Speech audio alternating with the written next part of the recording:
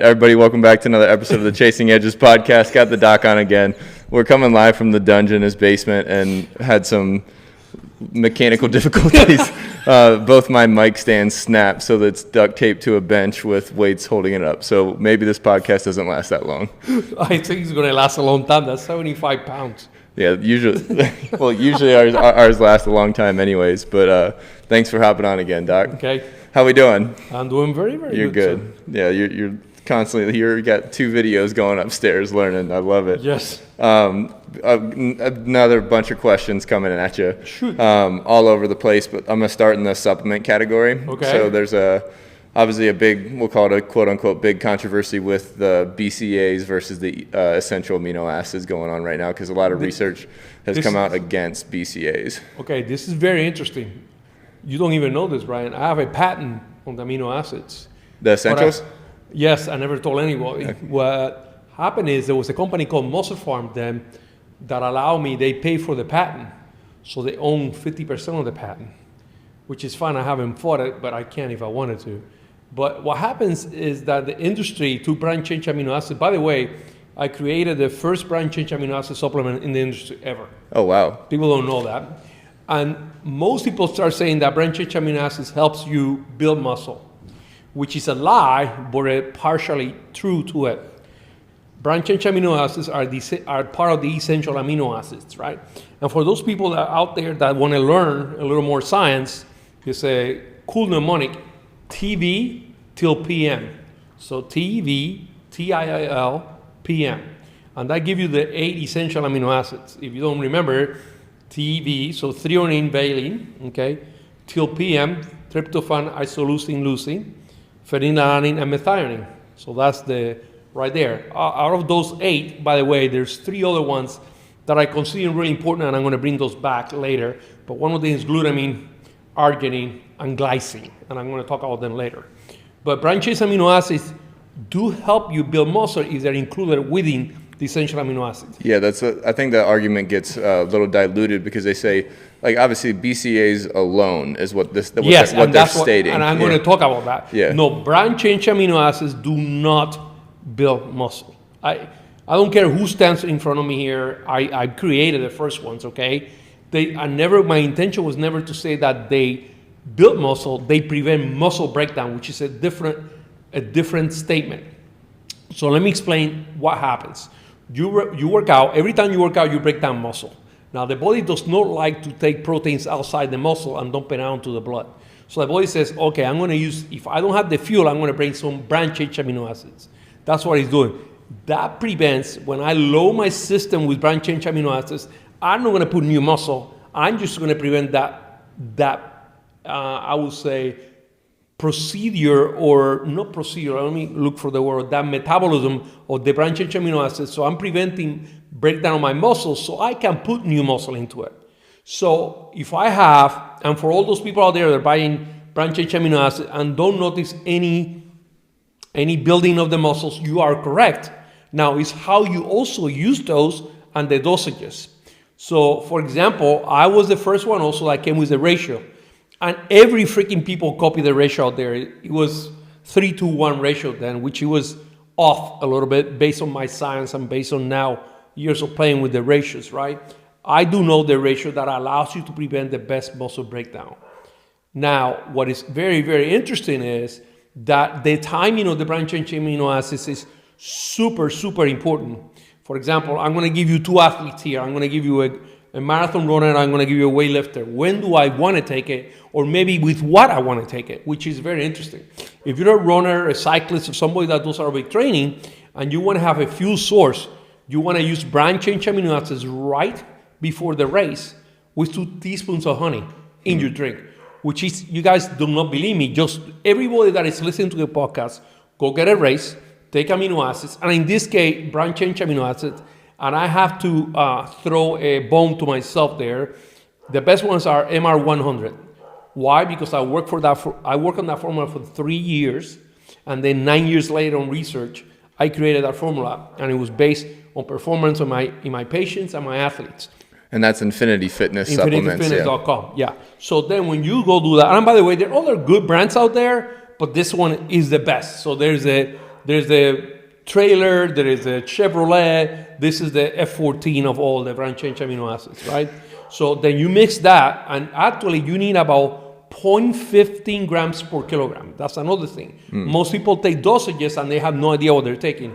And this is for performance enhancement on this type of situation. So you do that, you mix it with 2 teaspoons of honey, and people take carbohydrates and blah, blah, blah, bullshit here and there. No, just do this. Take 2 teaspoons of honey, put it on your mouth, drink it or swallow or whatever you're going to do with it, or you can put it on the drink, but it's kind of hard to mix, right? And take 0.15 grams or take 4 scoops of MR100, okay, and dump it on water. You drink that. Well, first of all, it doesn't load your body. You don't feel heavy when you drink this. It's not a high protein, but you go run and time yourself.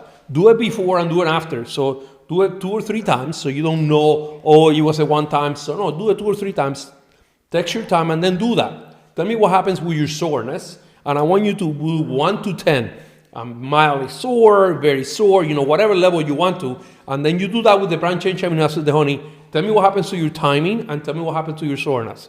What's going to happen? Better timing, less sore. This is going to happen. Let's go. Okay, so that's what people want to do when you're using branched-chain amino acid. Timing, again, an hour to half an hour before you're going to go running. For weightlifters, it's absolutely different because I require not only a time of prevention of the muscle breakdown, but I want an area in which I include muscle buildup. When I worked out, I'm going to break down muscle, unless you're taking anabolic steroids, which allows you to work out longer. Whole different conversation. Yes, Yeah. and I don't want to go into that right now. But if we can, we can. But when you do that, then you're going to use branched-chain amino acids before the workout. And the reason you're doing that is because you want to prevent that muscle breakdown. But immediately after you're done working out, you want to have all the growth nutrition that you can have right after the workout. That window has shown to last 2 hours. Now, note that there's new research showing that it can last 2 to 6 hours. Yeah, I've seen that. Of course, but it depends on what you did. Now people go, I'm going to do 50 sets, and I'm going to do this. There's stupid people out there. No, you have to be a smart workout. Yeah, but just for clarification and my own knowledge too, even you're referring to BCAAs over and over, but are you referring to them paired with essentials as well? Yes, Correct, now I'm yeah. taking essential amino acids. Yeah. I'm taking all of them. Yeah, we've already established BCAAs Yes. by themselves are not what you Yes, need. You need them paired. if you're not gonna, Okay. if anybody tells you out there, even myself, that branched-chain amino acids build muscle, I'm lying to you. Now, there's a theory of mTOR. I don't know if you are familiar with No. mTOR. mTOR was a molecule that was discovered, or a protein or enzyme that was discovered that says, okay, if you have mTOR, that's what allows you to build muscle, right? So when you take leucine, it increases insulin. So people think, oh, if I take leucine, I'm going to increase my insulin levels, which insulin is the most anabolic hormone, more than testosterone, more than any other hormone. Insulin builds tissue. It's the only hormone that allows you to absorb sugar in your body, right? And I want to discuss that a little bit later. But okay, I have this branched-chain amino acid that allows my insulin to go up, which what it does, it prevents the muscle breakdown, but it doesn't add muscle. Now, to add muscle, I gotta add the essential amino acids. Boom. Yeah. Now, essential amino acids, I just showed you they're 8, right? Because that's what the science tells you. But what's interesting in one is methionine the body makes, because every single protein that you make in your body, every single one of them, doesn't matter your hair, But veins. the majority, this is just based off my knowledge. Like the majority of essentials you have to get from your diet, though. Yes, the you body have. doesn't No, crave them. essential means that you cannot make them yourself. You have to get it from the diet. Okay. Like essential fatty acids. You Yep. have to get it from the diet or you're dead. Okay. So you essential amino acids and branched-chain amino acids are included in that list are essential amino acids. I require them to consume them. I cannot make them on my body except methionine. Now, there are some conditional amino acids. It depends on the age, these in babies and children. That includes arginine and glutamine. Now, I got to add that if I want to build muscle, I want to add glycine to that batch right there. I got to add glutamine to that batch out there. Why? Because glutamine acts as a sugar in your body, believe it or not. The number one food for your enterocytes, and enterocytes are the cells that line your intestinal wall, okay, is glutamine. It's not sugar, it's glutamine. That's why it works so well. Now, glutamine has been shown to be anabolic, but people consume little dosages. if you're going to consume glutamine, first of all, don't consume it by itself if your goal is to build muscle. Now, if your goal is to protect your lining of your stomach, you can use it, or the intestines, you can actually use it. You need minimum of 15 grams to do justice to your intestines, okay? But if you're not going to do justice to your intestine and you want to use it for, I would say, prevention and increasing body size or muscle mass, you got to do it before and after, and always using combination with branch-chain amino acids. So glutamine, to make a big difference, you have to consume it with the branch-chain amino acids. You do not want to consume it any other time by itself unless you want to heal your intestines. So glutamine is a healer for the gut, let me put it that way, but also it's an amino acid that allows you to build muscle. Now glutamine is super important to the system because it can be converted to other things in the body. You can make GABA, which is the most relaxant. The most important, I would say now that I have looked into the literature, the most important component of glutamine, by the way, is the number one or most abundant amino acid in any protein. That's interesting. Besides leucine. Those two are the most, you can pick any protein, casein, whey, glutamine, leucine are always the most abundant, okay? So be aware of that. Some people are going to ask me, how do you came up with ratios, all that bullshit? And it's kind of funny. In college, I looked at every single, what I thought was, or I consider the most important protein sources out there. I looked at liver, eggs, whey, casein. I looked at everything that I could. I looked at lactoferrin, and I started looking at the ratios because what makes a protein is the ratio of those amino acids. So whey and casein are different, not because they do not have the same amino. They have the same amino acids. It's just the ratio they're included in that molecule. Yeah. So I looked at all the molecules or proteins that I saw that were amazing, including even albumin. And the reason I look at albumin is because at that time in Kansas State, they were doing research with albumin protein sources and pigs. And they found out, so let's suppose this is kind of cool experiment. I'm going to give you 20 grams, and I cannot remember if they used soy protein or pea protein at that time. I cannot remember what the source of the competitor was. And they use albumin as a source of the protein for the same piglets, meaning the same female sow, and they divide those piglets. I'm going to give in whatever protein I was giving plus albumin. Well, the albumin or the piglets that got albumin grew 40% more, 100% muscle. That's awesome. So, which is a huge deal. They also did it with lactoferrin, which lactoferrin is by the way, lactoferrin 1 kilo is over $1,000. Yeah, that's what I think we mentioned it on the podcast before, which is crazy. We also looked at that, but albumin is the most abundant protein in your blood, right? And we noticed that with the piglets were given this, it was amazing how strong, healthy, they didn't get diseases. That's how important this was. So why don't we have albumin? Which, by the way, the bodybuilders in the 1990s were using IV albumin. I don't want to say anything, but I want you guys to be aware of that. Are those still available? Is the question. Yes, they are. Actually, that's awesome. I know a couple of very famous bodybuilders that did albumin right before a show. That's what I have to say. And I, sadly enough, I helped them. So, you do it IV and you can see a huge difference.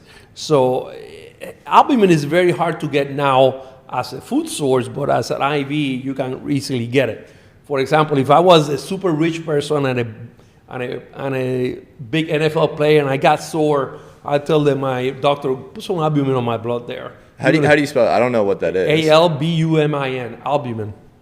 So, but I want to talk about oral stuff because albumin is IV, which works amazing. That's not applicable to the Gen Pop that's listening. But I want you guys to be aware of that. So now let me explain again. Essential amino acids, you require all of them to gain muscle. I want arginine, glutamine, and glycine, and another one that is called proline.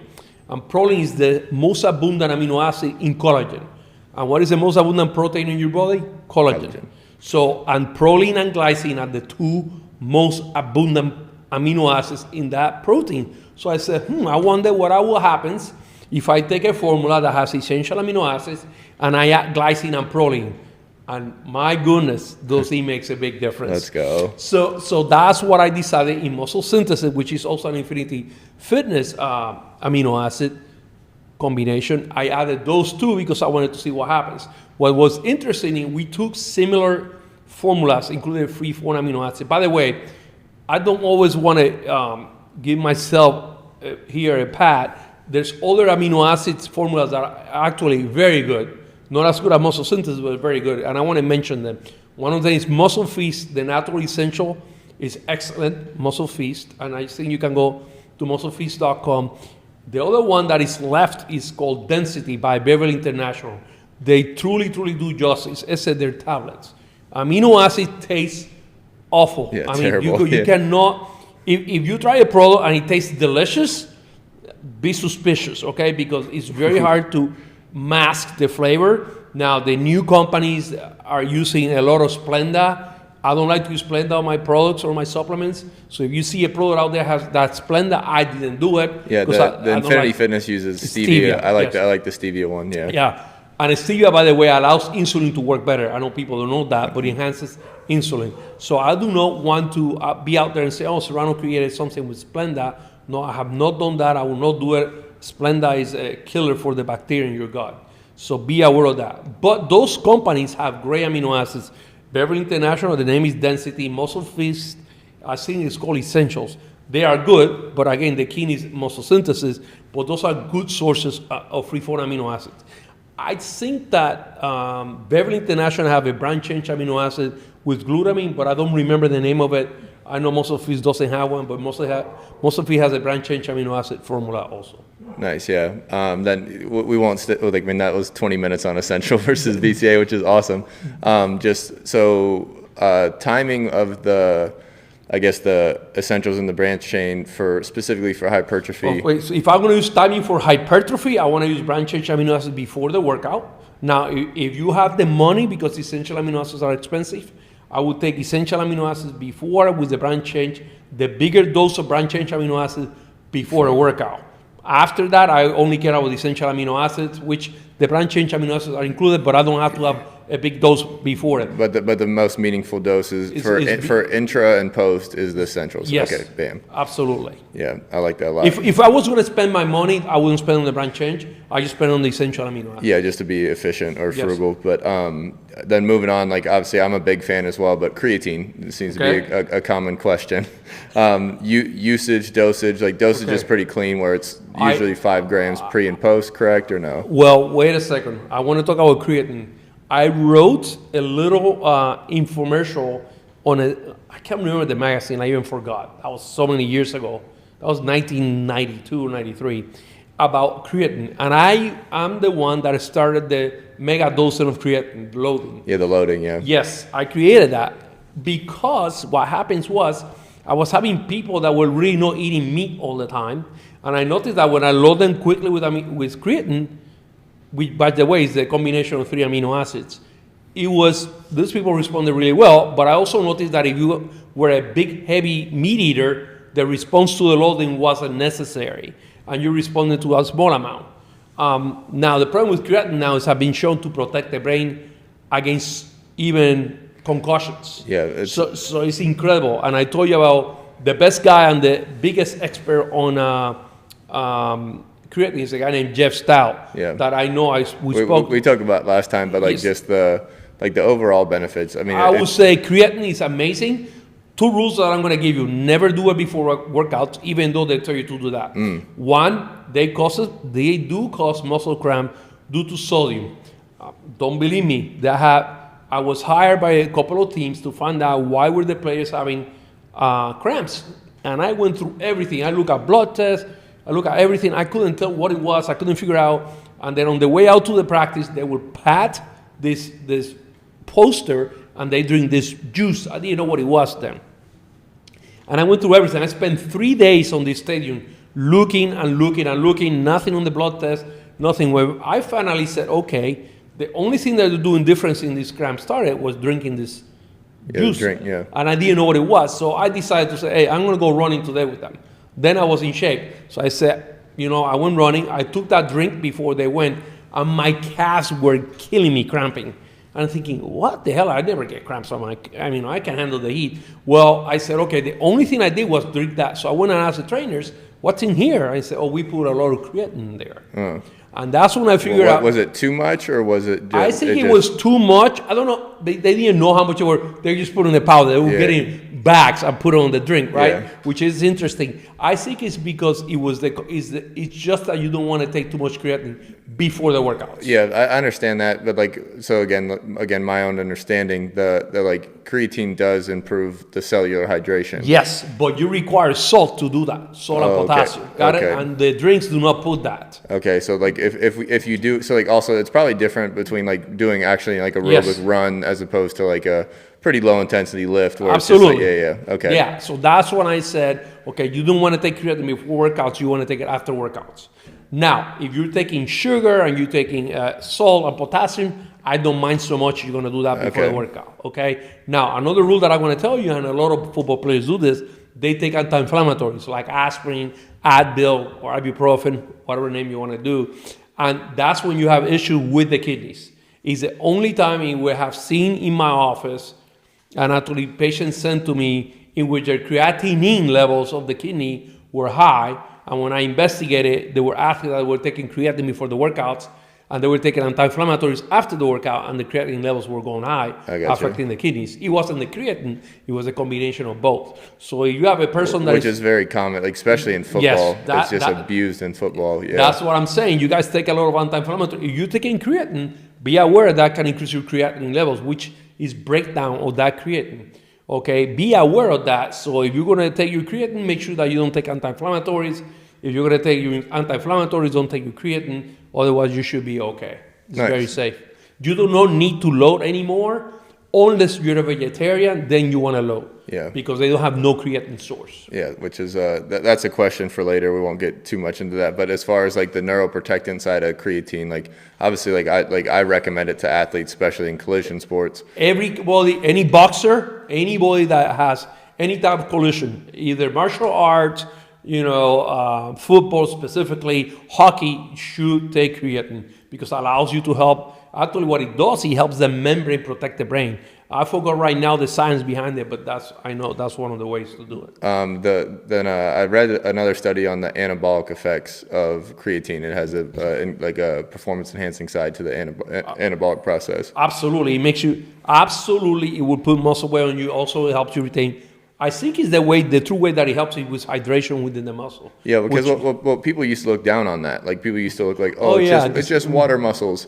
Yeah, it's not. Yeah, which to some extent, a well-hydrated muscle is better than a dehydrated muscle. Yeah, and that's where like the hydration in general. Like I've been sleeping on hydration for years. Now I'm starting to take it seriously. Well, it's funny you say that. You remember that Dr. Dylan was talking about energy systems. Yeah. Well, this is the problem. You have ATP, but you have CP. Creatine phosphate, you require CP to make ATP. Yeah, so that's how creatine works on that system. Which is really cool. I'm gonna get Dylan on here at some point too. To explain that. Yeah, Dylan Seeley. No, he's a chiropractor here in Columbus, also Doc's son-in-law, but he incredibly intelligent human, but he poetically broke down the entire Krebs cycle for me and spoon-fed it to the dumb human that I am. It's funny because Dylan is a freaking geek, Yeah, but he's stoic too. Like he'll listen and then he'll respond, and he does a really good job with that. But what was the last part of creatine I wanted to touch on? Dang. It's like on muscle, brain, energy system. Bone density as well. Bone correct? density. Yeah. Yes, it actually affects that. I still, creatine works so well that I read, and then I said, okay, we know it works. It has no contraindication whatsoever. Yeah. So why even worry about, I didn't want to read anymore. I know this effective. The book is coming out with Dr. Jeff Stout. You can look it up. And hopefully he will do a podcast with Brian because I asked him and he agreed. So that's the man to ask. And then just while we're in this, before we because we got some more fish oil questions and those kind of things. Shoot. What was the last one? We touched on it a little bit with the glutamine, but the best supplement for gut health. Okay, this is a very interesting question. I have access to something that most people do not. As a physician, I can write a prescription for something called Enterogam. Entrgam. And for those people that don't, it's a medicinal food. That's what the doctors, quote unquote, call it. And what they did is, this is a very interesting. They took blood from the cow, and I want you guys to listen to this. And if you don't believe me, look it up, enterogam.com. Okay, They took blood from a cow, they dried it, they separated the immunoglobulins from the cow, specifically IgG, and they put on this powder, and you drink that. It has shown to absolutely completely heal almost every irritable bowel syndrome, almost IBS, anything, even ulcerative colitis, even Crohn's, improves with Enterogam. It's my #1 prescription for the gut in my office. Now, of course, I have access to the prescription, and you guys say, big deal, my doctor doesn't know what that is. By the way, the doctor will write it. I have written so much that I have a specific pharmacy to give a deal, because a month is about $600. Yeah. That's how expensive it is. Through the pharmacy that I do, it's $45 or $90. Yeah, which is super cheap. But then, like, that's like anybody should take that. I'll take it for like just once in a while for my gut, absolutely. But I'm going to give you another source now. I'm doing research with the company that created Enterogam, of course. All right, nice. Okay, because I discussed it with them, and there's some supplement companies that were trying to make it happen. Now, you require a certain dose to get the benefit. The package, when I write the prescription, is 5 grams. You're gonna have access to 2.5 grams right now out there. It's called Immunolin, and Muscle Feast is doing it, okay? So Immunolin, and we're doing the research. Actually, I have a meeting with the company Thursday, the weekend before the Arnold. All right, nice. Okay, and Brian doesn't know this, but I'm gonna invite him as a guest. Let's go. Okay, and this company is creating now, they're trying to, it's a natural source, so they cannot be patented, but what they patent was how they make it, right? And I think it's going to take off. Now, when you combine, if somebody, and we're talking about gut health here, I use a 5R program. I want to remove whatever is causing the damage. It can be bacteria, it can be infection, it can be allergy, right? I repair the gut, and that's when glutamine, aloe vera, Enterogam, all those things come into fish oils. They repair the gut. Then I replace, right? Meaning I have to give you enzymes to help you digest the food or whatever you're missing, bile, okay? Eventually, I reintroduce or reinoculate, okay, the bacteria that I want to reintroduce, and it will depend on what I'm doing bacteria-wise. I know people just give probiotics, which is not the right way to do it. You have to do the other 3 first. Or the kombucha route. Yes, the kombucha route. But if your cell wall, if your intestinal wall is broken, and I give you bacteria, it's going to go in. You do not want to do that. So you need to repair it first. Okay. You got to remove the source of the inflammation, then repair that first. So then you can bring if you have let's explain it very simple. I own a house, and I'm going to rent it, right? And this house is my lining of my gut. I introduce people in there that destroy the house. I got to remove that people from the house, right? They're Puerto Ricans. I'm making fun of myself right here. So you rented to Puerto Rican guys, right? And these Puerto Rican guys destroy the house. You got to remove them out of that house. And then you have to repair the house before you introduce the furniture. Before you repair the house, before you do anything to the house, you got to repair the house. Then you bring new rental people, right? I understand. That's a great analogy. That's how you do it, because if you have this house rented to Puerto Rico and they destroy the house, you remove them, but you introduce whoever it is, the holes are there. They're going to break it more, even though they're trying not to do it, they're going to do it. So that's why you have to be aware of these things. So make sure that when you're doing it, repair the house first before you introduce bacteria or whatever you're going to introduce. Now, Enterogam is the prescription, and some insurance pay for it, right? So you can get it maybe for free. But Immunolin is the name of the supplement. The over-the-counter thing. Yes. that you can grab. Nice. Now, I'm working now with a group now that we're coming out with a medical dose, because I don't want to mess with the cheap stuff. I want to do it all, and that's when I have that meeting Thursday, the weekend of the Arnold. Nice. Also, another molecule I want to talk about is Humanafort, which is a... Yeah, we've touched on it a little bit before. I want to touch on it because health, also helps the gut health, and it's fertilized egg proteins, and it's a patent on it. I spoke directly with the guy that invented this, which it will be another story, and I'm telling you, it also really helps. And people are not aware of that. I don't even know how to get Humanafort. I'm assuming there's a website that says Humanafort, they sell it over the counter, but it's excellent. I highly recommend it. Just to protect people out there, is there a form that it comes in, or just straight up Humanafor? It's Humanafor. The trade name is Humanafor, and the only way you can get it is from a guy named called Emery Delzek, which was a very famous bodybuilder at one time. And Emery has done a great job protecting that formula. That formula is so good that a doctor in veterinary medicine got a hold of it, mixed it on a paste, and started applying it to cancer of the skin on dogs, and it takes it completely away. I have videos of and I don't know if I have permission to show them. I will ask Emery, in which you can see the doctor applying with the skin cancer, applying this, and you can see it through the video through time how this in 3 months completely eliminates the cancer, which is something that's incredible. Unheard of. And this is it's not something the cancer companies want to hear. Yeah. No, and I don't want to say anything. That's why I don't know anything about it. But I've saw with my own eyes, and I know there's a brand name for the product. I forgot also. But Humanafor also protects the lining of your stomach. Glutamine protects the lining of your stomach. So you're gonna do also that. Aloe vera is amazing. There's a company called... You get that in pill form? You can take it on pill form, you can take it on drinking form. Okay. There's a company, I'm going to make it easier for you guys. There's a company called Zymogen, XYMOGEN.com, okay? And they have a product called Glutamine. So it combines glutamine with aloe vera in a powder form. Excellent.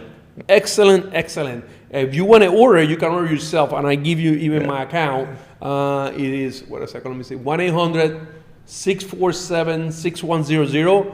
Use the code BATMAN, B-A-T-M-A, like Batman, capital letters, and you buy it to the price I pay for it. So there we go. Let's go. So you guys can go. Everybody wins. Well, now they have flavor, cherry flavor. I don't know what it is. I use that a lot with my patients when they do not want to take medications. Actually, it's smooth your stomach. Also help with gastric ulcer, okay? Yep. Which very rare, right? And if you have gastric ulcer, we can talk about that also too, but I don't want to hit that right now. But it will help also with that heartburn. It helps with that. It helps with irritable bowel syndrome, people that are stressed. The glutamine helps also. That's awesome. Yeah, that's a nice little... And it's cheap. I don't remember the price, but it's cheap. Yeah, that's a big one. Then just starting to rip through these... Fish, we've talked about it on the podcast before, but fish oils and the benefits. Okay, fish oils are also a huge deal. In the 2000, I don't remember when, the drug companies came out with a drug that was going to have fish oils. And to prove that their fish oil was better, they went into the stores and analyzed 33 different fish oils, bought from the store. I think they went to Morgan's, they went to CVS, they even went to Costco, Sam's, and they looked at the brands. And they were looking for oxidation of the oils. The problem with fish oils, and I discussed this before, but I want to make sure they know, fish oils are polyunsaturated fats, which become damaged very quickly if sunlight hits them, if you leave them outside, and the sunlight or oxidation. That's why you either vitamin E or vitamin C or protect them somehow. When you buy fish oils, you want to make sure that they are bought on a dark bottle. Make sure that you buy them with that the capsule is not transparent, which is what most people do.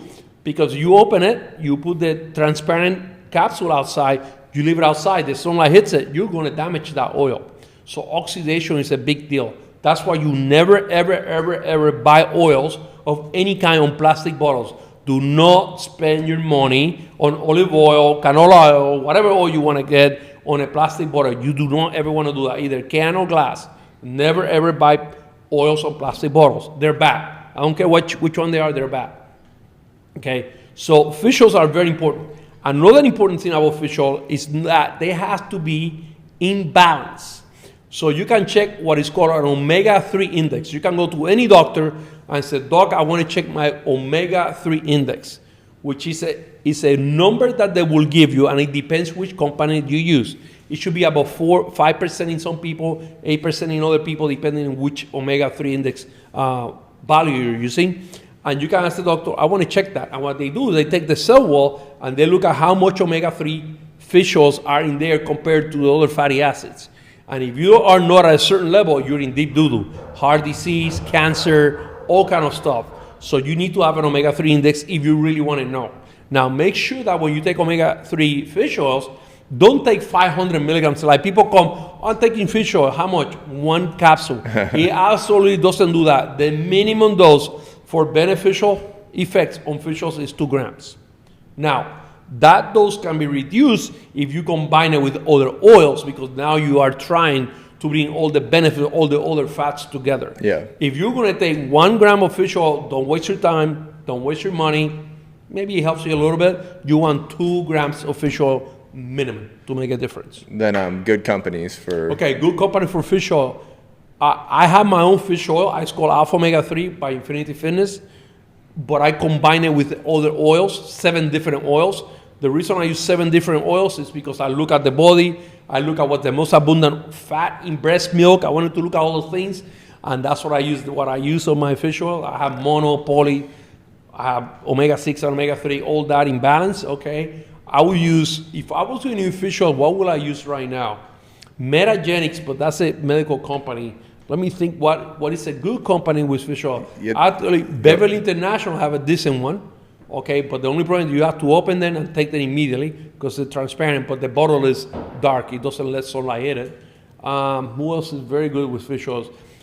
Some people see Nordic Naturals, okay? They talk about, the problem with Nordic Naturals, they say have their own boats, and you can look at the little brochure and you go, wow, this is the company.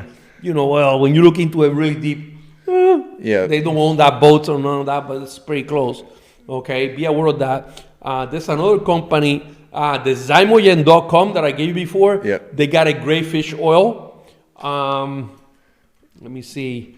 I want to add this. There are companies now that they're saying that the triglyceride form of fish oil is better absorbed than any other one, okay? Let me repeat that. Triglyceride form of the fish oil. So that means that they have a molecule, glycerol, and they bind the fish oil to that molecule, right? And that's better absorbed, which it is true. It is true. But you still require a high dose anyway. Okay. So it's going to make no difference, at the end.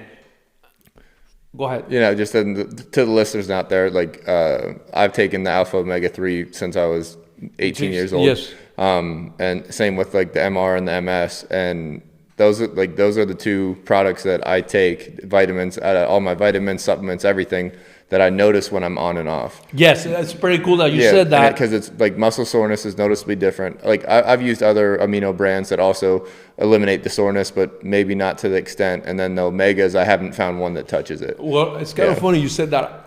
I don't want to.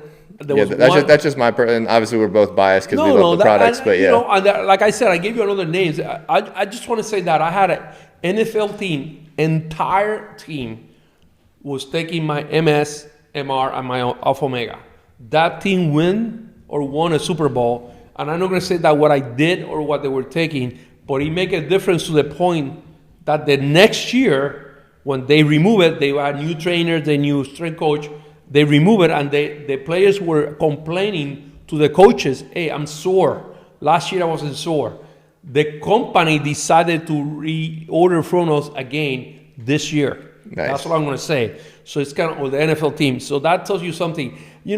I like competition always makes you better, Brian. Yep. So if somebody comes out with a better product, I don't mind telling you, because that way I say, okay, why are they better than I am? Yep. I want to know what's the science behind it. And I cannot say I had the best of everything, because there are companies that are going to come with tons of new stuff. And new science is coming out every day. Every day. And that's what I always, my supplement company, it's not my company, but the guy that allows me to make my supplements have changed the formula 4 times. Yeah. Most formulas, you make a formula and you sell it, and you don't change it. Until the wheels fall off. Yes, I want to change it to, and I want to talk about a specific person right here, and I apologize. I want to talk about a bodybuilder that passed away. Actually, was one of my best friends, actually, a guy named John Meadows. John Meadows created a formula, an amino acid formula on his own. And John noticed that he was taking my aminos, right? And he would take his aminos that he created himself, and he would say, damn, I feel better with your aminos, and he will ask me. So I tried to explain to John what was the reason why my aminos were better. And he saw that at any time, oh, it's free from aminos. No, it makes a difference.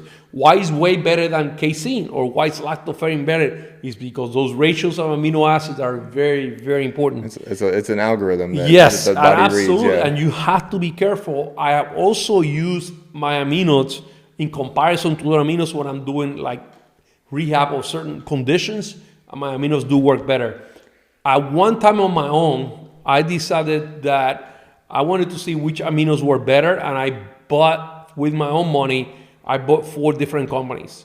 By the way, there was a company called Unipro. That was before your time, Brian, and it was excellent. That company was ahead. They had the amino acids from Japan, and that was a great company, but they didn't do anything with it. They let it go and die.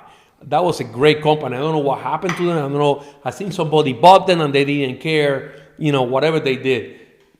I will say this, there are great pros out there. I'm just giving you, and I don't make any money with Beverly. I don't make any money most of fees. I'm just telling you, those are excellent. Yeah, which is a good unbiased approach, like, that you're not just pumping one company and that kind of thing. But to stay in the fat world, and I know this is more of a compound problem than just one or two resolutions, but like suggestions for somebody with high cholesterol and high LDL. I'm going to talk about this because this is a huge deal. The hypothesis of cholesterol is false, absolutely false, and I know that's going to go against the dogma of what you're taught.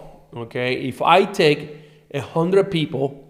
I thought I'm going to give you a better story here. Kansas was studying longevity of the family that they were 110, 112. And there was a group of 8 that lived on the same. And they were like, the youngest was like 92 years old. It was something crazy. And the only thing that they found in common was the amount of cholesterol in the blood. It was between 390 and 400.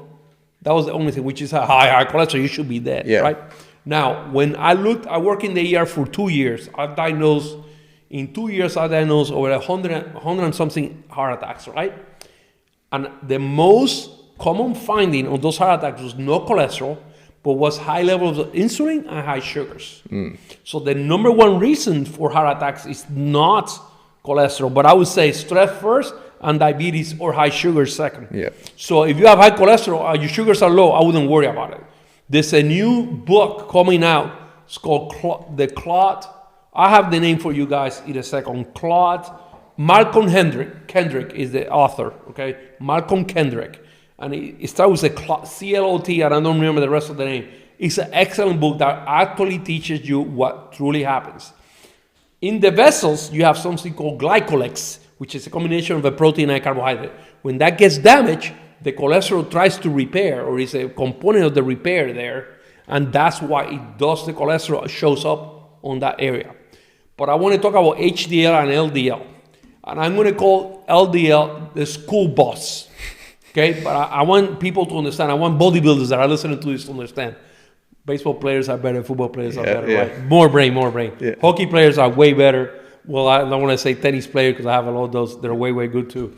But okay, think about. I'm going to call the HDL is the school bus and the LDL the school bus. But the school bus in the morning is the one that picks you up, right? It picks you up to take you to school. A school is the liver. So in the morning, the school bus is the HDL. Is picking up, the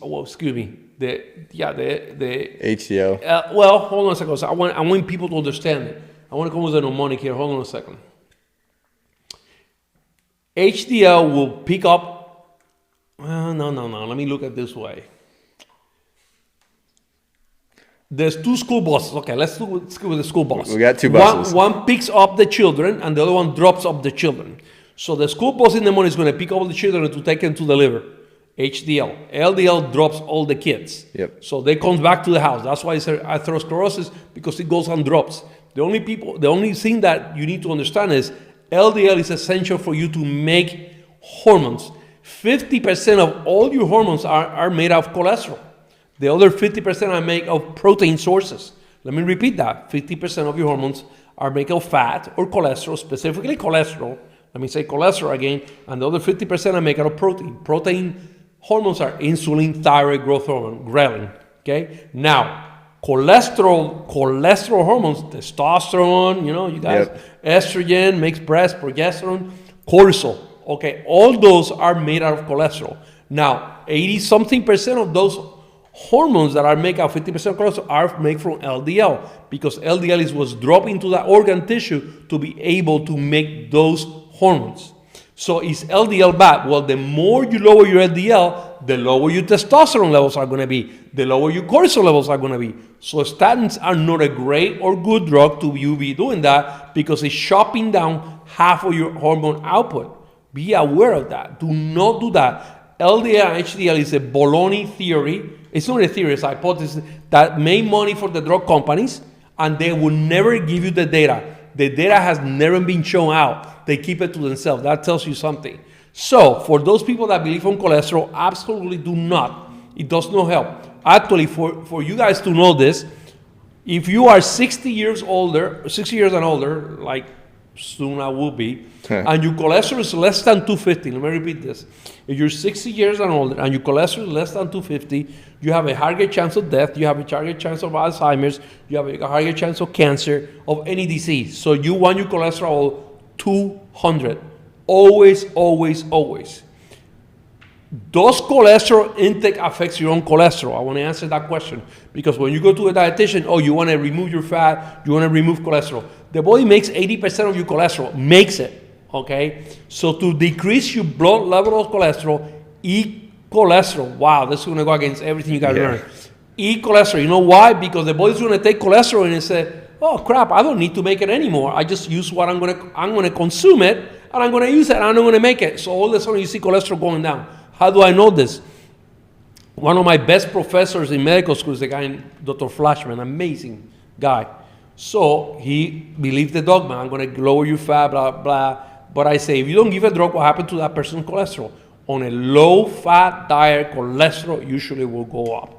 Unless you're a vegetarian, because the vegetarians lack any fat. So there's a drop on fats there, but you have to be careful with that drop, because it ain't every good fat.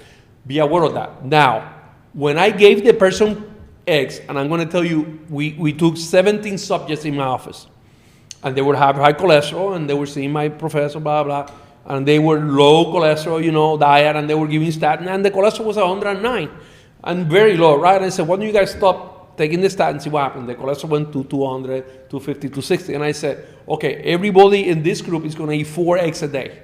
And please, bodybuilders, I'm talking egg whites and the egg yolks together. Okay, the chicken didn't shit the egg whites only. And the Zach Borans. Yes, on the Zach out there. Okay, you need to eat the eggs with the whites and the yolks together. The fat slows down the digestion of the protein, so you can digest it to prevent allergies. Let me repeat that. So when you eat all that cholesterol, the body says, I don't need to make my cholesterol. I don't need to make my blood levels cholesterol high, because I'm absorbing it, I'm going to use it. I don't have to worry about it. Just try it. Start eating 4 to 6 eggs a day if your cholesterol is high.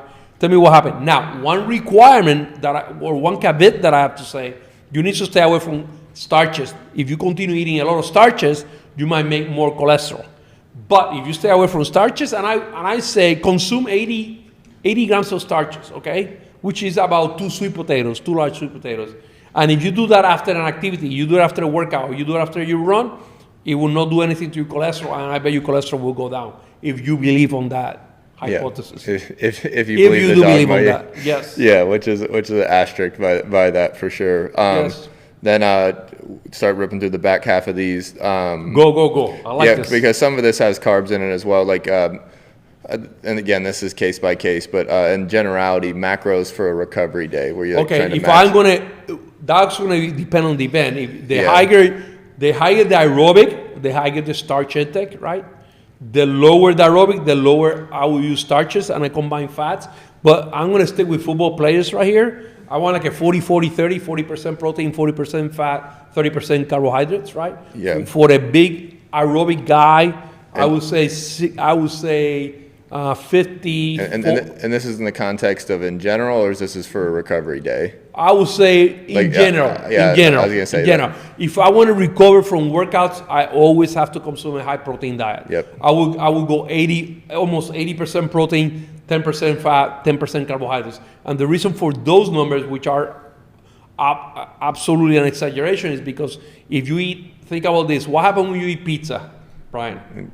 You get bloated up. Bloated and full. Yeah. But what happens when you eat Chinese rice?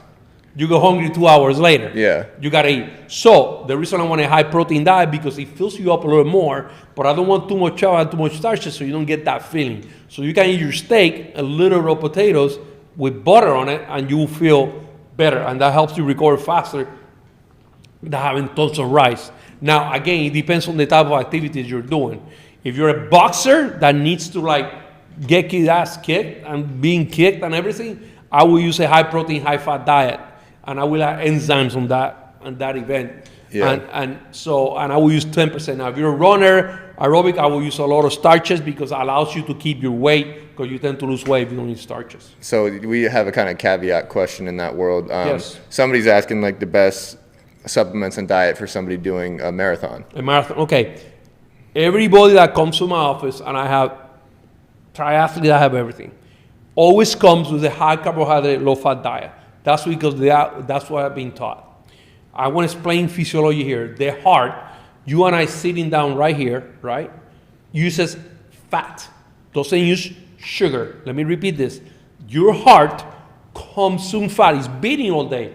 Cannot have starches because the heart requires a lot of calories, a lot of energy. Does not use sugars. Uses fat, right? I want to make this clear. Now, your brain, I want you to understand this.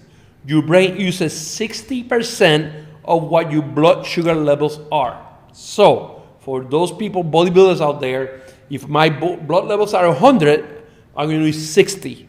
If my blood levels are 200, I'm going to use 180 because I use 60%.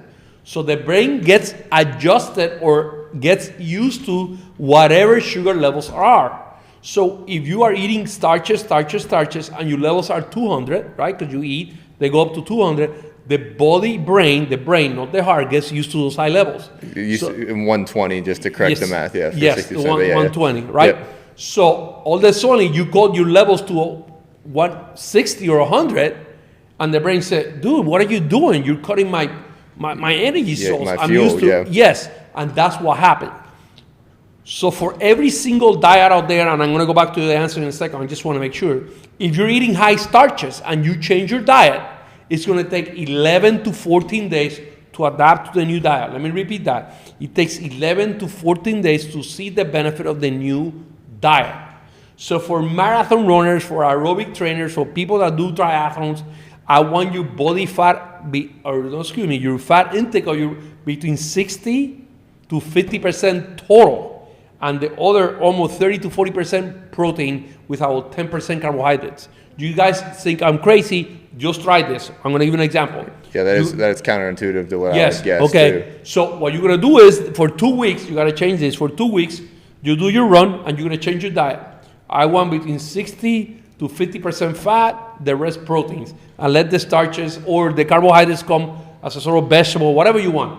But I want that much protein and that much fat. I do not want you having starches. I don't want you having vegetables and fruits, but I want to stay away from that. Now, I want to see what happens to your times. You're going to go, shit, what's going on? My times are going down. Initially, your times are going to go down. That's why I say it takes 11 to 14 days. After the 14 days, start measuring your time. Start measuring how you feel. I'm less tired. I'm feeling better.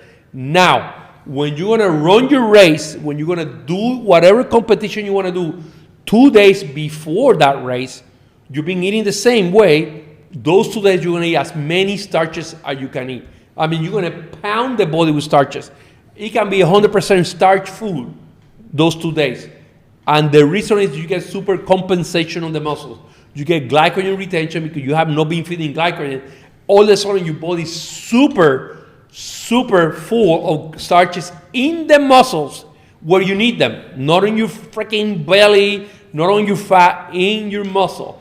But you have, by doing those 14 days, you have taught your body that they do not want to use starches as the fuel source. You have taught your body to use fat as the fuel source. And that's what you're going to do because you're going to run for hours. Now the body's, hey, I got my glycogen on my muscles, but I'm going to burn fat, but I'm going to have my glycogen. To burn fat, you need carbohydrates. Let me repeat this.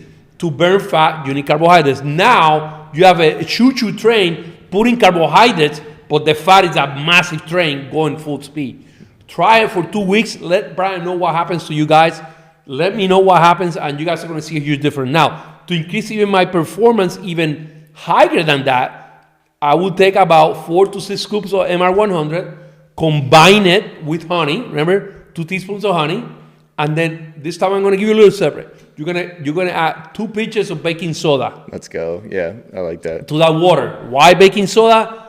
Just try it. I said 2 pinches. You can add a teaspoon if you want to, but in some people upset their stomach. So you take, I would say, half of a teaspoon. Dump it on that water. Mix it with those branch change amino acids. You go running. Actually, you can use the trick of the branch change with the baking soda and the honey. Yeah, without changing your diet. I used it back in my football days here and there. Yeah, and you feel you don't get tired. Yeah, you feel you're gonna live forever. Yes. And that you actually answered the question beautifully, because he referred to Alex Hutchinson's book Endure. Yes. And he talks about depriving the system. Yes. But it was in particular, what do you say? Carb depletion and then reintro to store it more efficiently. So but you have to be careful on the timing of that. If you don't do 14 days or more, it's not going to work. Which is a great point. Yeah. So you have to adapt the body to that diet so it starts functioning as a body fat machinery. Then you add the carbohydrates. But don't be doing it all the time. Make sure that you save it for that big, huge race that you're going to do, or big competition that you're going to do. Yeah, then since we're in the world of performance, and particularly, which obviously the baking soda and those things do affect the hydration levels and stuff, but like water quality and consumption. Okay. Water quality for me is one of the most important things that there are. I know people have never done dry fasting. You know what dry fasting is? No. Okay. So this is not talked about. Okay. This is interesting. I'm impressed that he doesn't know what dry fasting is.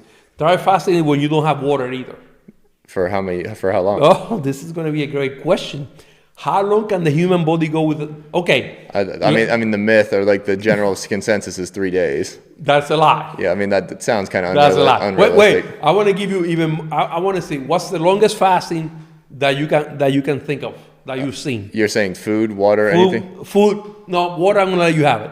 What's the longest documented on a research paper? Of a food fast. Yes. I've seen documentaries on it where it's over 100 days.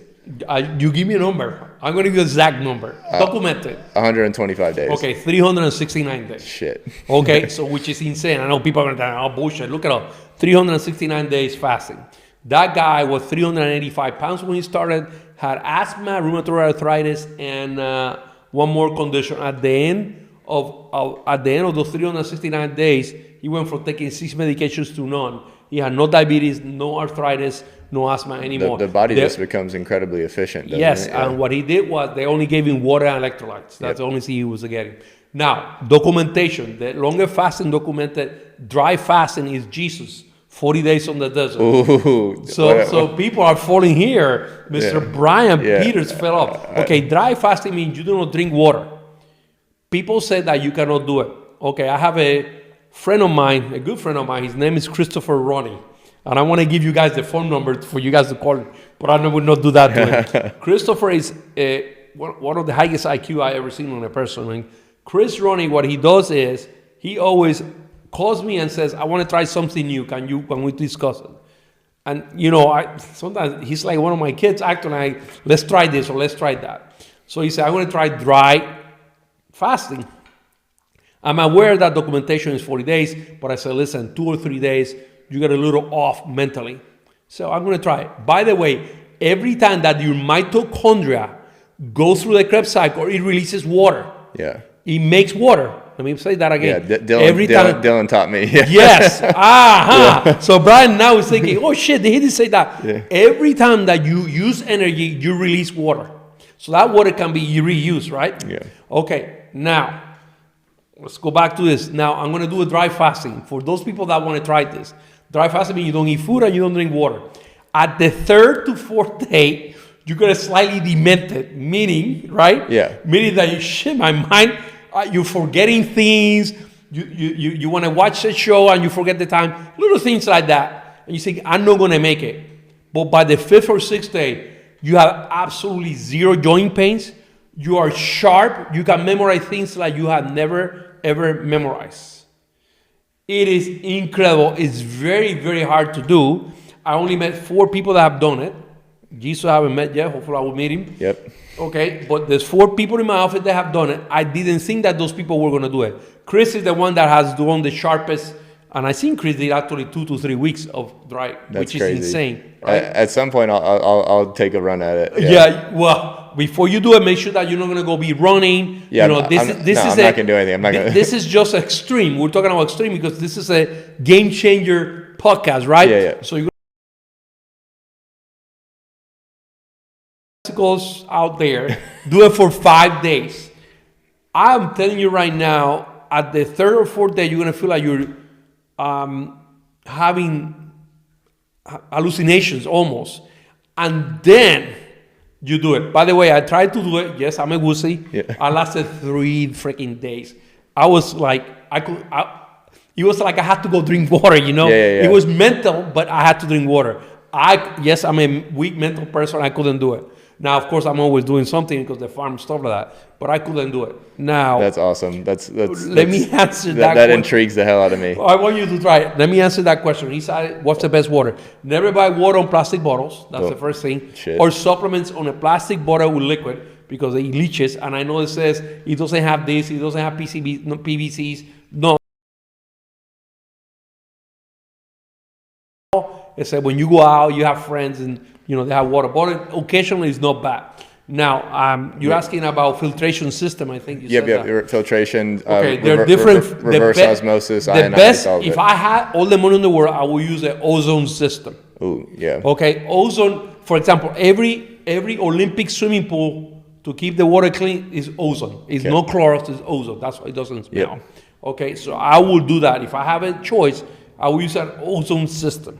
Now, if you want to talk about ozone system, the guy's name is Scott Burns. He's the one that makes it. Let's go. Yeah. Okay, so I just want to give another name. Now, what is interesting is, if you don't have access to that, by the way, I'm going to build a house and I'm going to use ozone system only. Yeah, that's awesome. I'm going to reverse osmosis to clean it. Now, be aware that reverse osmosis also takes all the sodium sometimes. No, it's not full. Well, distillation is even better, I think, than even reverse osmosis when it comes to purity of the water. Now, to remove bacteria, ozone is number 1. Yeah. If you worry only about bacteria, ozone number 1. And that's why the ozone therapy for blood intrigues the hell out of me. Basically, yes, that's why it's a huge deal. So ozone therapy, basically on the blood, what Brian is saying is that you introduce ozone into your blood, right? They take some blood out, they put it on your blood, they put it back into you, and it kills bacteria, it kills viruses, it kills parasites, it kills everything. So the same thing with the ozone in you when you treat the water. Now, to remove impurities like lead, mercury, cadmium, reverse osmosis, because the way it does remove that, is excellent. So if I had a choice, use reverse osmosis. Don't buy any other system to drink water. Do you require that to take a shower? Not really. Yeah. But to drink, yes, that's the best way to do it. All right, that's awesome.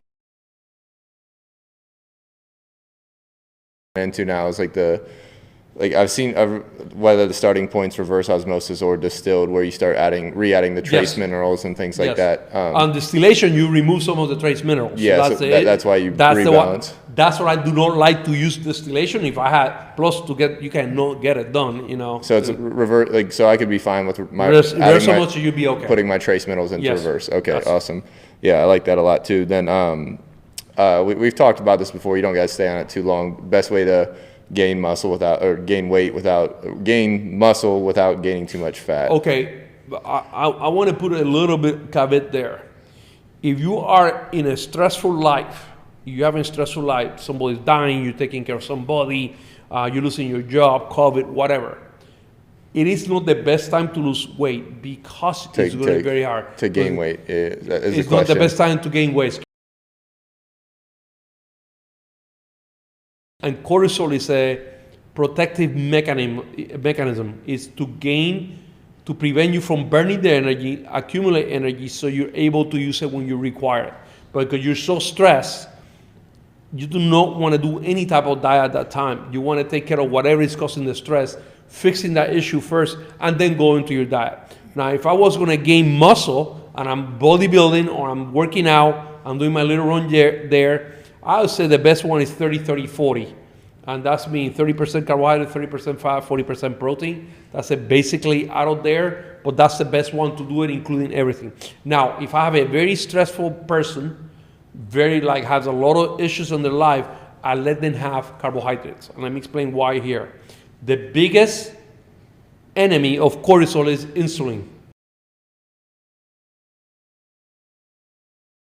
Because it increases insulin, which lowers your cortisol levels.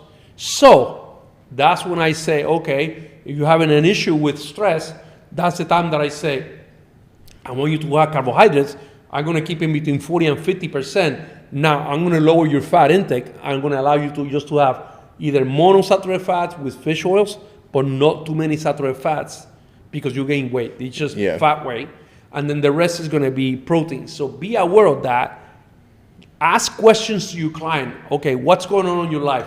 Are you sleeping? If you're not sleeping, you gain fat weight. That's why I loved Thoma's approach. He taught me this when I was 18 years old. Sun, sleep, and no stress is where you should start any diet at, any life approach, or any change you're looking for. Solve those problems first. It's funny you're talking about this. I got to bring this up. I have a patient that has,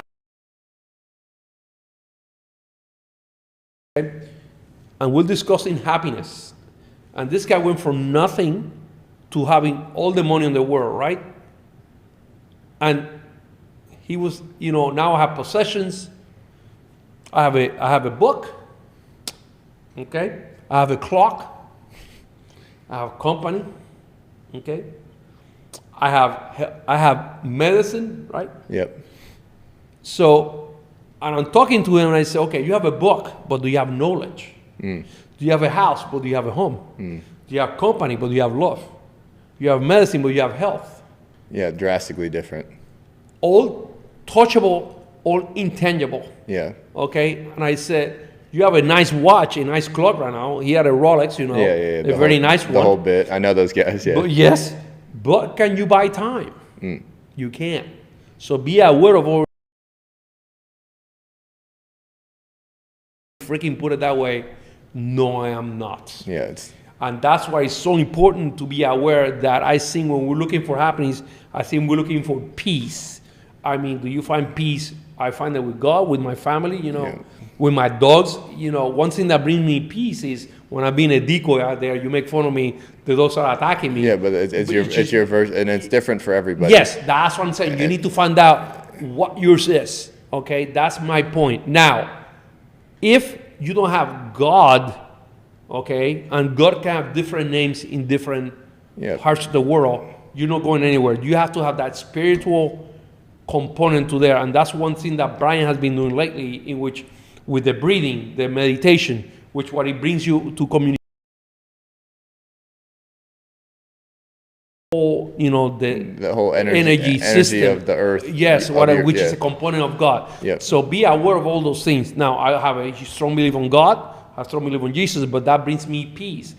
I know how people. I think even in the sense of like the concept you're speaking on, that again, I the frustrate I believe in God as well, but it doesn't mean that your God is wrong. Yes. So that certainty's always been a problem, but in generality of what we're saying, and believing in something bigger than yourself, and realizing that you're not the center of the universe.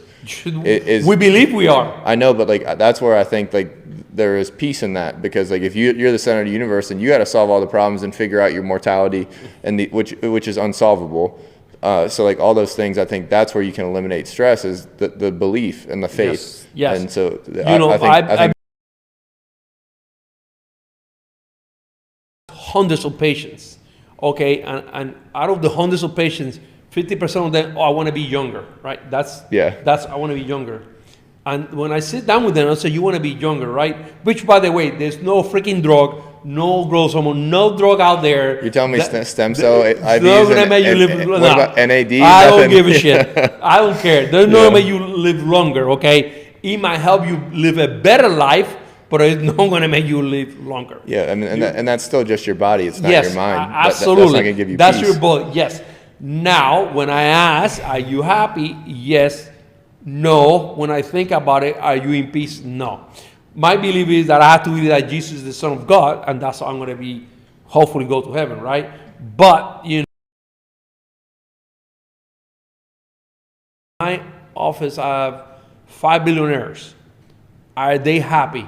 Only one of them I consider happy, but he's not in peace, right? Yeah. He's always looking for He's chasing happiness. yes, which, and I explained to him, you're not gonna find it. It's there. You just have to look at the right place. Yeah. Not look for it. You have to look at the right place. I love the philosophy that like we're born with happiness. Like we're born Yes. in a state of happiness, and Later, like, as life goes on. as we grab things and we set expectations and goals or whatever these standards are for our mind, like that's unhappiness. Like really, we're like our natural state is play and Yes. peace and happiness. And then, Absolutely. So now like it's addition by I subtraction. want to obtain something. Yeah. Sex, more cars, more weights, or more. You know. Muscles. Yeah. Yeah. Yeah. Well, I remember when I deadlifted, when I had the record.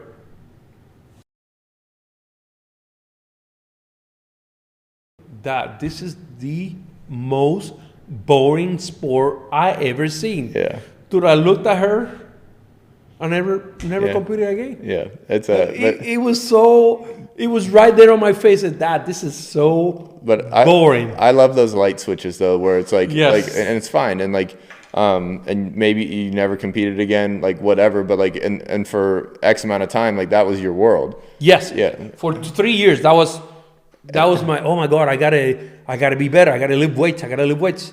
I was so stupid. Yeah, but the cool thing is that you dropped it. Yes. And like your identity wasn't wrapped up in it, No. and you weren't scared to go back and start somewhere else. Whether I was working on your family, working Yes. on your all the knowledge in your ridiculous brain, like all those things. Like I really like that view on life. And just to wrap it up, just because obviously that we didn't.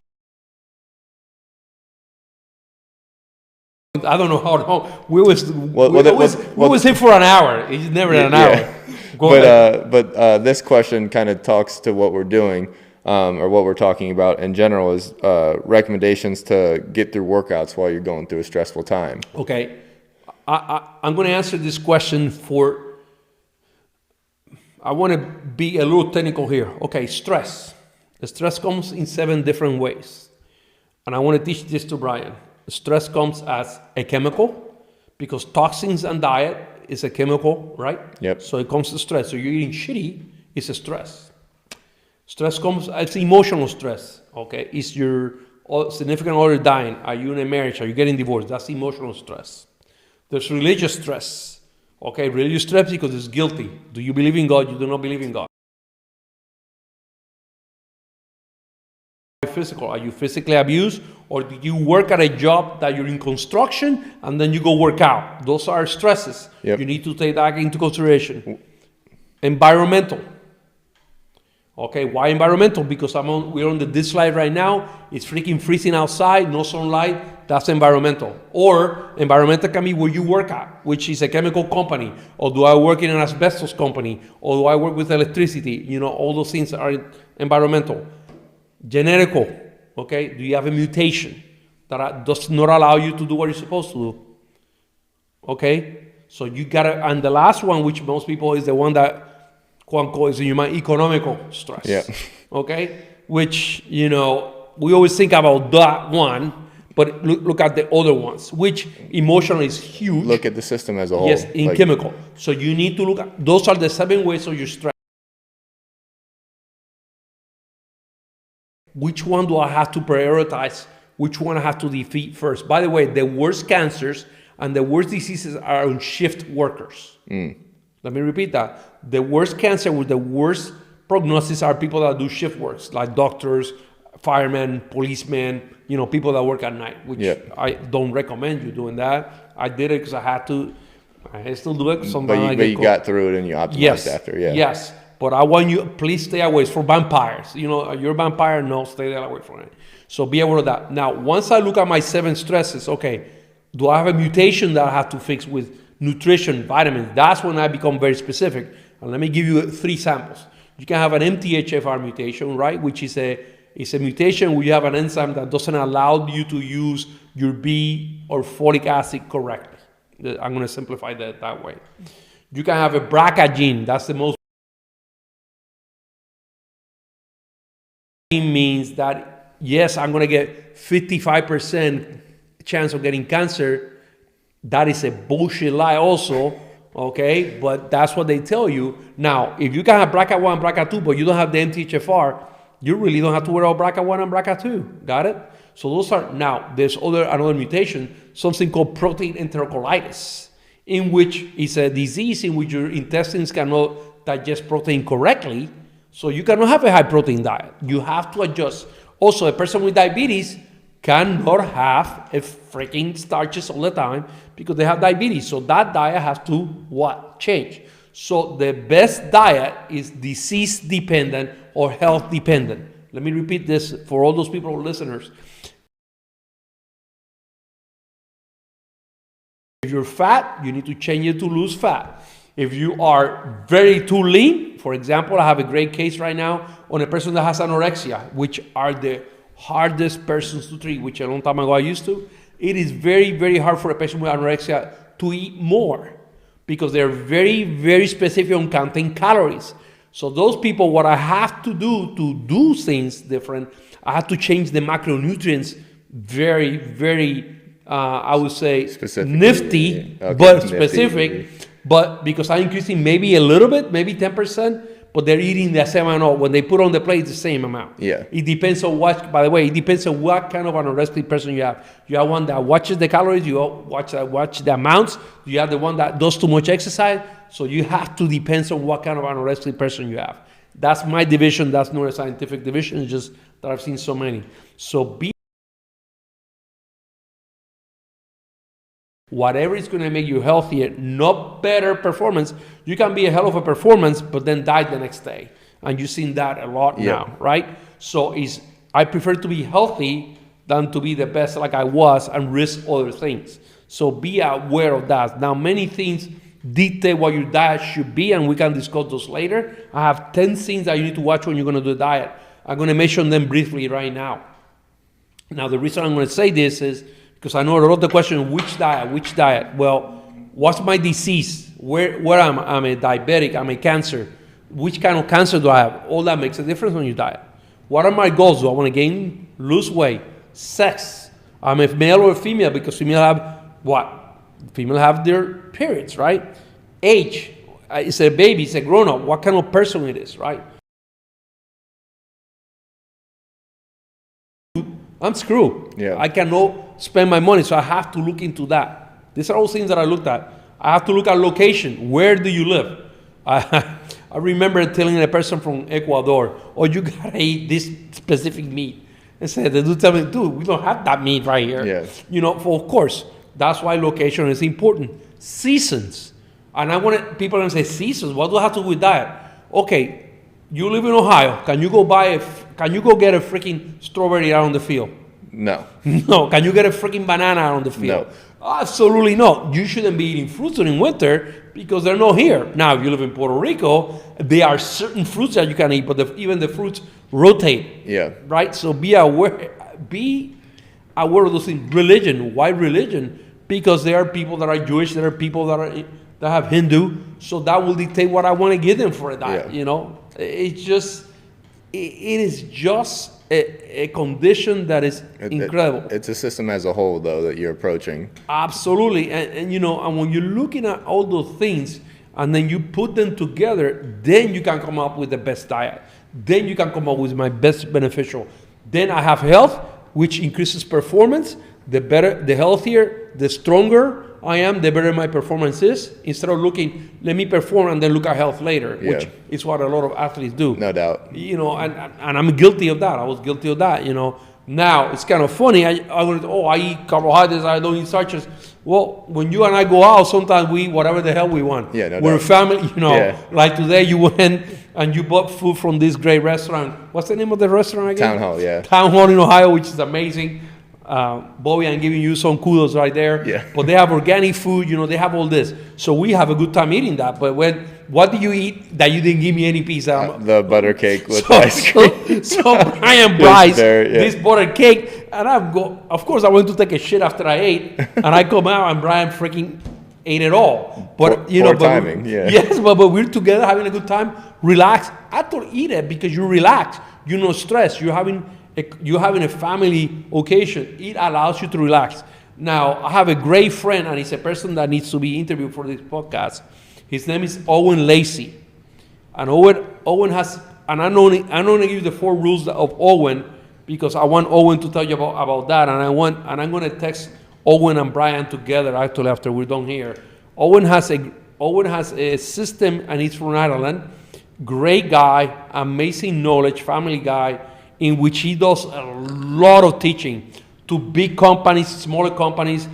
Actually, he helped one of the best UFC fighters on the world from Ireland. Yep. I won't mention names, but Owen really helped him. Not a Jeopardy question. Yes, okay. And it's kind of funny because when this person changed from the Owen to the trainer, then his career went down. So that tells you something.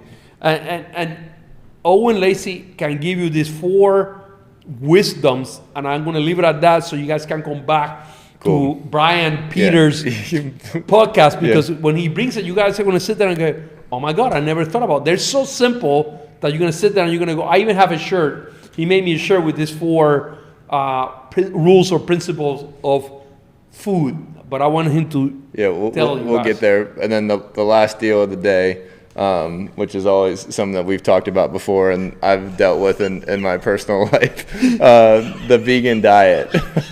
Okay. I got it. Diet, well, first of all, I got to be careful with vegans because it's a cult. It's not a diet. Okay, I want to say that. If you tell a meat eater, don't eat meat, what do you say? Yeah. Okay, fine. Yeah. But if you tell a vegan, you got to eat meat.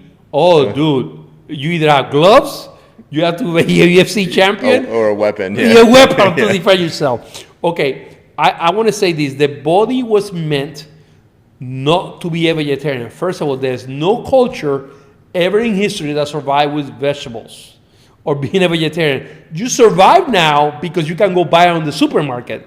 But I want you to go see... Or you can supplement a different type of collagen. But I want you to eat a vegetable right now. Yeah. If you are no supermarkets, right? Yeah. I'm going to let you freaking grow your tomato, your broccoli. Meanwhile, you grow that, you die. I go home and I come back and eat you because you die waiting for that tomato to grow so you can eat it. Actually, to be more serious about this, I do hate, I like vegetarians because they don't eat and I eat their animal, right? So, by the way, Noah didn't save coconut, tomatoes, or anything like that. Yeah. Noah saved animals. Let me put it that way. Okay? Yeah. So, I want to say this. For the body to be meant to eat vegetables, and the biggest thing that the vegetarians always tell me, look at a gorilla. He's massive and he's vegetable. Well, he eats other things. He eats insects and stuff like that. And they have found out the gorillas eat meat here and there, but that's here and there. Their intestines are different than ours.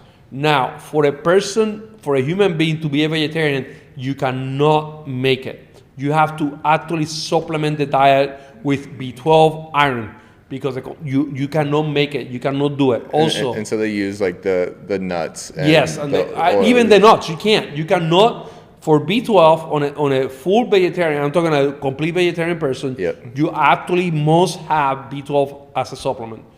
Also, iron. If you're a woman and you're vegetarian, by the way, if you look at pure vegetarian women getting pregnant, have a very almost zero chance of getting pregnant. That's when you get pregnant, then you have to start eating meat because your body asks you for it, right? You cannot also consume iron. You have to have meat to have iron in your blood. And the sad part is that every hemoglobin molecule that you need requires iron. And also, so that's like the anemia stuff. Yes, it's kind of interesting that the body has specific proteins just for you to absorb this. And the reason for that is that vegetarians die. If you want to die, be a vegetarian. I know you're going to tell me, and it's kind of funny, I have one healthy vegetarian in my thousands of patients that I have. And it's still, occasionally, that person breaks that, I ate meat. You're right, Eric. I have to have meat. She wanted to get pregnant, and she couldn't get pregnant. She tried for 2 years, and I finally said, would you please eat meat for me? And actually, she called me and said, I get sick when and she was eating it for a while, stopped it, became a vegetarian, then got married, and then they wanted to get pregnant. Said, you're going to have a hard time. And she tried for 2 years. They want to put on medications for eggs, all that bullshit. I said, will you eat meat for me, please? And by the way, she was eating eggs, by the way. So she was lacto-vegetarian, having milk. But when she started eating meat, after 4 months of eating meat, she got pregnant. That's awesome. Which she couldn't believe it. So why didn't you tell me? And I have a case also in my office. I had a 50-year-old couple that presented to my office. This was years ago when I was doing OB. I told her she was 49, she was 49, she was 48, and he was 50. And they tried eggs, taking the eggs out, sperm, all that bullshit. They tried for years. And they were there because they were not healthy. We've been trying to get pregnant. We gave up, right? And I said, well, you two need to go on a ketogenic diet. And the husband said I was full of shit. He left. You don't want to do that. She was a little overweight. She wasn't overweight, but her sugars were going up. And she decided to go on a ketogenic diet. This is at 48 years old. The guy didn't want to see me. They show up 6.5 months later, exactly 6.5 months later. And the guy, I walk into the room, and the guy's pacing back and forth. And I walked in, and I said, what's going on, sir? And I said, I'm so angry. And I said, oh, shit, we're going to fist fight here, right? But I have 2 dogs over with me in my office. And they said, well, and the guy's getting anxious. And I said, we tried for 8 years to get pregnant, and it's your fault. And I said, well, what's my fault? My wife is pregnant. Hell yeah. And then the guy now starts crying and give me a huge hug. And the wife is crying, and I'm like, what happened? He said, my wife had been trying to get pregnant. You talk about full eyes, inflammation. I didn't believe any of your bullshit. I said, what you were saying, my wife is, he kept saying the same, my wife is pregnant, my wife pregnant. And I said, hold it, you're pregnant, but this is just the beginning. Remember, she was 48, she got pregnant. 49, so they end up having the baby at 50, right? Wow. So which is pretty cool. He was 50, she's 49, going to turn 50. And they have a healthy baby boy. His name is Eric, by the way. That's awesome. They say it was, because of me. I had nothing to do with it. But, here's a person, and this is what now Eric is, how old? Eric is 24. Eric is 24. He's a goalie, by the way. That's awesome. And, this, I call it, I got to admit, I got to, they know, they're going to know if they listen to the podcast. I call him Grandpa because I say, you're the oldest. Yeah. He said, screw you, Serrano. But you know what? He said, I'm a proud grandpa. And, actually, Eric Henry, that's his name, he's going to, see he's dating somebody and they want to get married. So it's kind of cool to see something that happens just because the diet makes a massive difference on the organism for health purposes and for performance. Yeah. So that's a magical story to end on. So yes. We'll call it. Thank you for your time. No problem. I fucking love you. Well, I'm going to contact a few people, so be ready. Yeah, that's my guy.